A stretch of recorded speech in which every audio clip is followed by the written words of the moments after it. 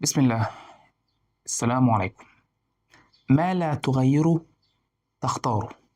تخيل إنك صحيت الصبح في أول لحظة قبل ما تفتح عينيك في ثانية واحدة حسيت إن في حاجة تانية كان ممكن تبقى، مش حياة تانية، مجرد قرار واحد اتخده حد بدلك. ولو سألتك دلوقتي أنت مريت بحاجة زي كده، حاجة ما اخترتهاش، أكيد مريت. السؤال مش ليه الحياة بتعاملنا كده، السؤال الأعمق إن ايه الفرق بين الحاجة اللي بتتقبلها وبين الحاجة اللي بتتقبلها وانت واعي انك اخترتها؟ فرق شاسع. هحكي لك قصة ماركوس أوراليوس إمبراطور روما سنة 161 ميلاديا. رجل اسمه ماركوس أوراليوس تعين إمبراطور روما، مش لأنه طلب، مش لأنه دبر، لا، لأن الإمبراطور اللي قبله أدريانوس شافه طفل صغير بيتكلم بصدق مع حد كده، وقال له إن الإمبراطورية ديت محتاجة حد زيه. ماركوس ما كانش عايز المنصب، الدليل إن في كتبه أو في يومياته اللي كانت سرية للغاية قال إني أشكر ربنا إن أجدادي ما كانوش ملوك. ما طلبش الحكم، عاش حياته في حروب ما اختارهاش، وخلف وراه فلسفة تدرس لنا دلوقتي، شغالة لحد دلوقتي. السؤال ايه اللي خلاه يفضل متزن وسط كل ده؟ الجواب بسيط جدا. ماركوس فهم الفرق بين اللي في ايده واللي مش في ايده، وقرر ان الايد التانية مش مسؤولية انه يتألم عليها. الفكرة المحورية اللي انا عايز اوصلها لك، في الفلسفة في فكرة اسمها الثنائية بين الممكن والمفروض.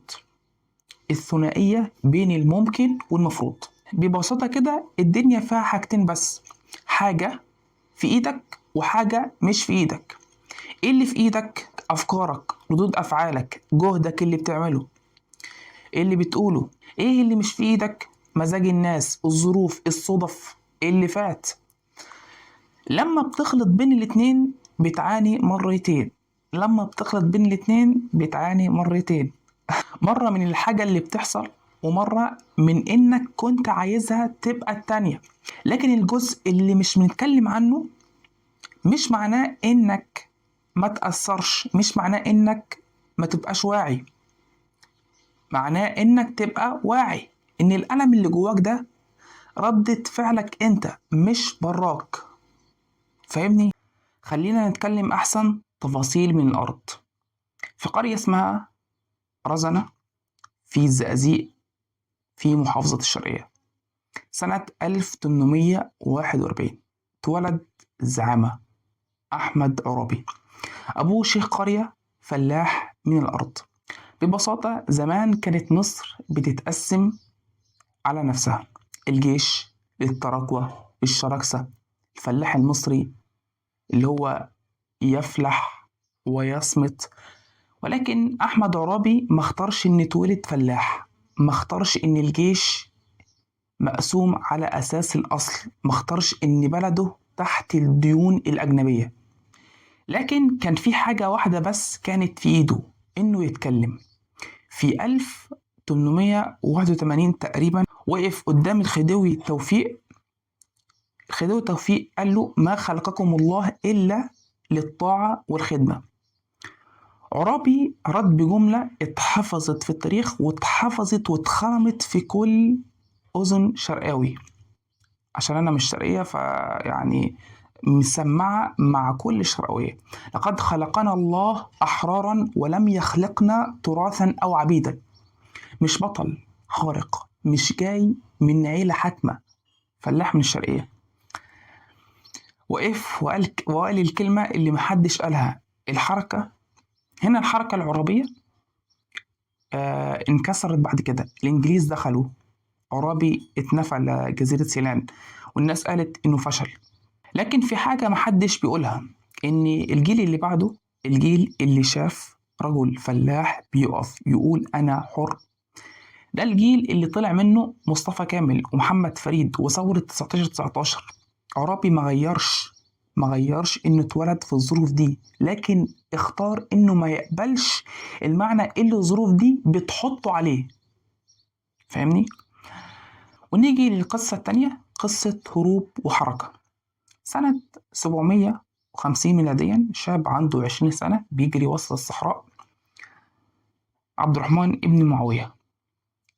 طبعا في الوقت ده الأمويين اتقتلوا كلهم في ليلة واحدة، إخواته، إعمامه، كل عيلته، مفيش غيره هو وأخوه الصغير.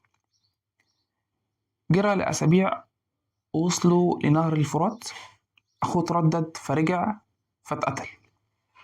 عبد الرحمن كمل وعدى النهر لوحده. بعد 5 سنين من الهروب والجوع والغربة قدر يوصل للأندلس، وهناك بنى أعظم منارة وأعظم حضارة، بنى دولة فضلت 700 سنة. ما كانش في إيده إن عيلته اتقتلت، لكن كان في إيده إيه اللي أنا بتكلم عليه، الأصل والمغزى من القصص ديت، إنه يكمل. مش بقولك إن الألم ما يتحسش، بقولك إن هو قرر ما يموتش جواه مع اللي مات. خلينا نتكلم عملي علشان المشاهد يمشي بحاجة. طيب، أنا مش ماركوس، مش عرابي، مش عبد الرحمن بن معاوية، أنا بس إنسان عادي. إيه اللي ينفعني؟ 3 حاجات. أول حاجة، في أي موقف بيضايقك خد ورقة، اكتب إيه اللي في إيدي وإيه اللي مش في إيدي. الخانة التانية ديت مش شغلتك خالص، اللي هو إيه اللي مش في إيدي. الخانة الأولى دي هي مسؤوليتك الكاملة. تمام؟ تاني حاجة، في فرق بين الفرق بين الاعتراض والقبول. القبول مش معناه موافقة، معناه أنا شايف الحقيقة زي ما هي علشان أقدر أتعامل معاها من مكان الصح. اللي بيعترض على الحقيقة مش بيغيرها، اللي بيعترض على الحقيقة مش بيغيرها، لا، هو بس بيضيع طاقته في محاربة اللي مش في إيده. تمام يا حضرات؟ تالت حاجة، اختيار. حتى لو في حاجات ما اخترتهاش، في دايما حاجة واحدة في إيدك. إيه المعنى اللي تديلي الحاجة دي؟ ده مش كلام نظري. فيكتور فرانكل اللي عاش في معسكرات النازية قال جملة تطرز بذهب: ممكن ياخدوا كل حاجة منك إلا الحق في إنك تختار ردة فعلك. الدايرة هنا بتكتمل. رجع بالك كده للحظة في الأول، الحاجة اللي ما اخترتهاش، أنا مش بقولك إنها كانت صح أو إن ما يستاهلش إنك تتألم منها. بقولك في لحظة معينة هتعرف تبص عليها وتقول أنا ما غيرتهاش، لكن اخترت إيه اللي عمله بعد كده. وصلت؟ عرابي ما غيرش إنه اتولد فلاح، ماركوس ما غيرش إنه اتعين إمبراطور من غير ما يطلب، عبد الرحمن ما غيرش إن عيلته كلها اتقتلت في ليلة. الفرق بينهم وبين غيرهم إيه؟ إنهم اختاروا اللي في إيدهم، إنهم اختاروا إيه اللي يعملوه بعد كده.